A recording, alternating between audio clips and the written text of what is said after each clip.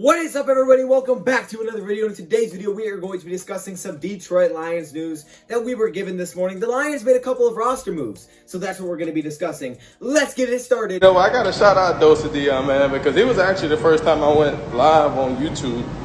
And, guys don't know, DoseOfDion, he put out a lot of good content for the Detroit Lions. Welcome everybody to another video. Glad you guys are here. And what is up with all the hand motions, man? I feel like it's different every time, but maybe it's the same. I don't know. Do I do this every time? I don't know. Okay, in today's video, we're going to be discussing some Lions roster moves. But before we get that started, let's go check out the whiteboard-worthy question of the video. And it says, what is your favorite song? Okay, your favorite song ever. I don't want to hear that, oh, there's too many to choose. No, you name one song. Okay, you only can name one song. And I need to hear that in the comments below. That's it. That's it. I'm sorry. I know it's tough. It's difficult. But sometimes we have to make difficult decisions. Your favorite song, go. Are you doing it? Are you typing it? Probably not. No. I know some of you guys are. Some of you are. I see you. Big Baby Zubas, I see you. Are you watching this video? You better be commenting that. Okay, cool.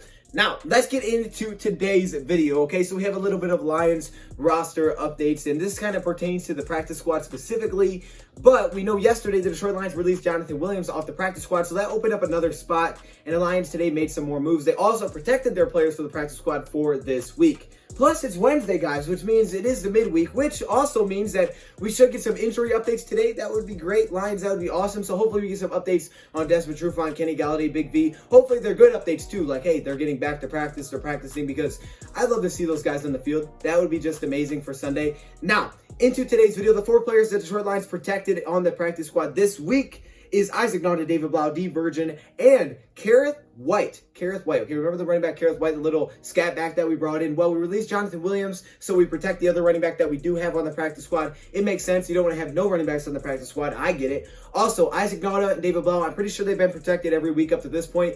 Does make sense, right? You only have really 2 healthy tight ends. You have Hunter Bryant, who you're kind of just waiting to get back, and David Blau.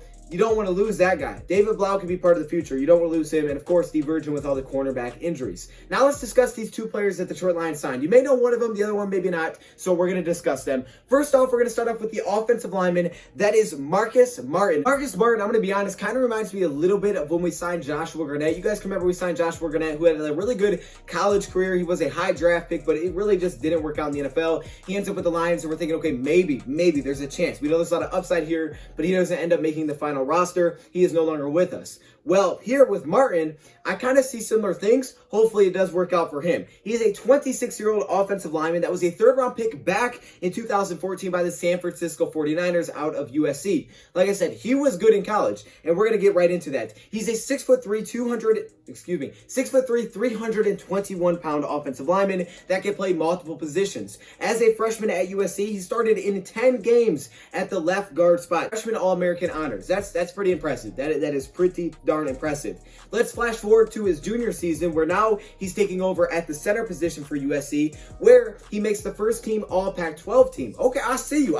That's good stuff. Those are really impressive awards. Then, after that junior season, he declares for the NFL draft. So he's feeling good, declares for the draft. It does work out for him because he's the 3rd-round pick. Now, one problem in college was injuries, ankle injuries, knee injuries. I think you do see that with a lot of offensive linemen. But he had some of those injuries in college, and you'll see, unfortunately, they kind of came back up in the NFL. And we know that can really hinder a career. But he ends up being a 3rd-round draft pick, which is good, and he goes to San Francisco. Well, as a rookie, he gets injured very, very soon. He missed the first 8 games of his rookie season.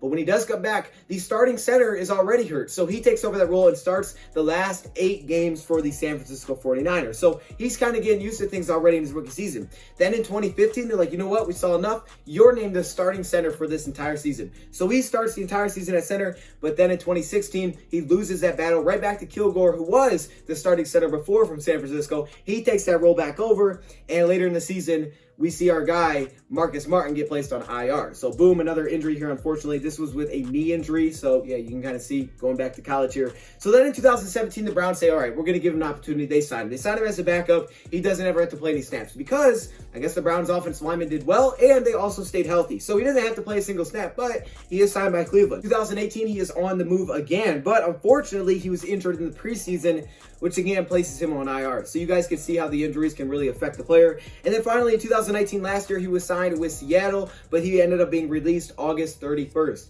So you could say he's a little bit of a journeyman. He's been around a little bit. He's been to a few different teams. He's also had to deal with some injury issues, but he was a very talented player coming out of college. And I do have some strengths and weaknesses that I gathered for our guy Marcus here. Starting off with the strengths is that he's able to block into the second level. Now, this is a player that a lot of people raved about how talented and athletically gifted he was, and that when he's on, he's on. Like, this guy is really good as an offensive lineman when he's clicking. I mean, he was looked at as the third best center in this draft and one of the top interior offensive linemen in this draft class. He was looked at as a really good player, just a lot of inconsistencies. His ability to block into the second level was incredible. I saw that and I was like, oh snap, I see. Like, you don't get a lot of that from interior offensive linemen that attack downfield and make blocks downfield.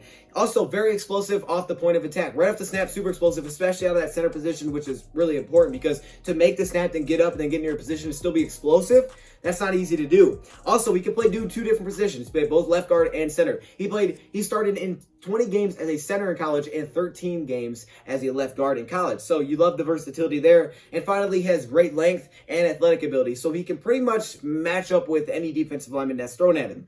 But when it comes to his weaknesses, again, the inconsistencies. And it's pretty much with everything he does. Like, he's good at a lot of things, but he's also inconsistent at everything. When it comes to pass blocking, run blocking, blocking into the second level, whatever it may be, there's inconsistency. So you don't always know what you're getting. And you're kind of drafting him for like, okay, we've seen what he can do. Can he do it consistent? Unfortunately, that's been a problem. And also the injuries have obviously hurt him as well.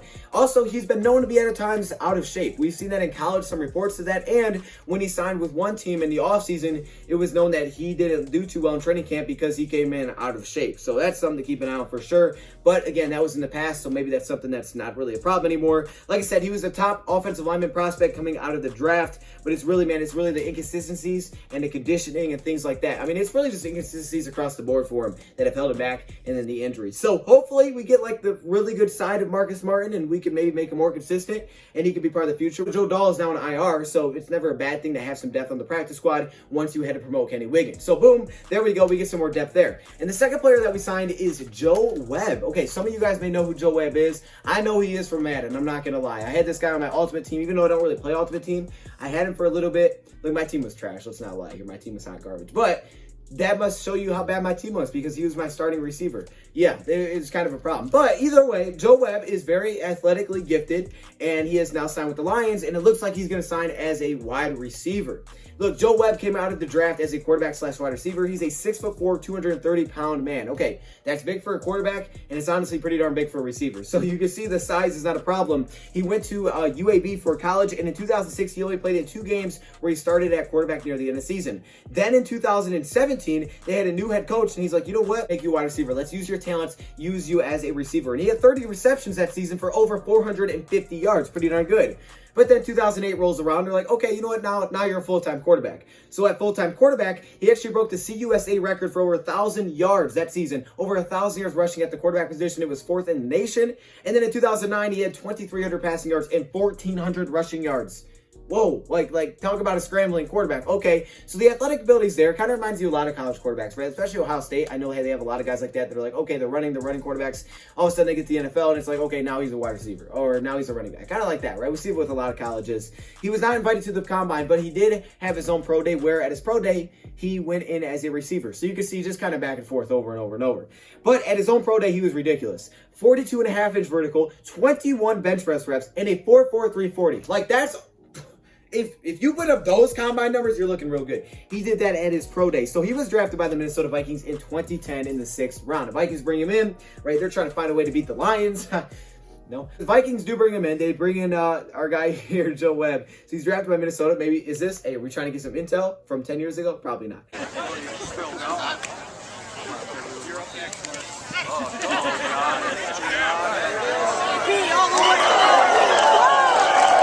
But he's drafted by the Minnesota Vikings, and he comes in to play quarterback for the Minnesota Vikings. And in 2000 and in his first season, he loses to the Lions by 7, of course. I mean, obviously, right? And then in 2011, unfortunately, beats the Lions. But he has a 65-yard touchdown run, which was the record at the time. And also, Christian Ponder was benched. You guys remember when they had Christian Ponder? So we had Joe Webb step in there, and he actually kind of got the job done. He started in their wild card game against Green Bay, I guess, in the playoffs, and he was 11 for 30 passing. That's not very good. They ended up losing that game. In 2013, he he said, you know what, I have no desire to play quarterback anymore. But in 2014, he said, guess what, I'm going to go sign with the Carolina Panthers as a third string quarterback. So that's exactly what he does. He signs with the Panthers as third string, but the Panthers see a little bit more than just a third string quarterback. They see a guy that can return. With this speed, they're like, hey, he can return. So for the next 3 years, he was a kick returner for the Carolina Panthers. Actually, I should say really 2 years. For Carolina, this guy is their kick returner. In 2017, he then signs with the Buffalo Bills, mainly a special teams guy. And in 2018, he is brought in by the Houston Texans, but he's placed on IR. So yeah, recently hasn't had a ton of success, but for the Lions, apparently they're bringing him in as a receiver. So he's going to come to Detroit. He's going to give you some athletic ability, some extreme athletic ability. Maybe in a worst case scenario, this guy's play quarterback, but I don't think that's what the Lions are looking for here with David Blau protected. I think maybe they're just looking for maybe a kind of gadget guy or receiver in case injuries happen. I don't know. They're just going to move in guys with potential, and that's what Joe Webb has. So those are the roster moves the Lions made this morning. What are your thoughts, comments below? And also answer the question of the video. Thank you, Prop, for watching. Stay with me, and I'm out. I don't know what's going on here. I feel like a weather person. I don't know why I'm holding this either. But look at all these members. Are you kidding me? Hall of Fame, All-Pro, patrons. Look how many All-Pro members. I can't even see the bottom, dog.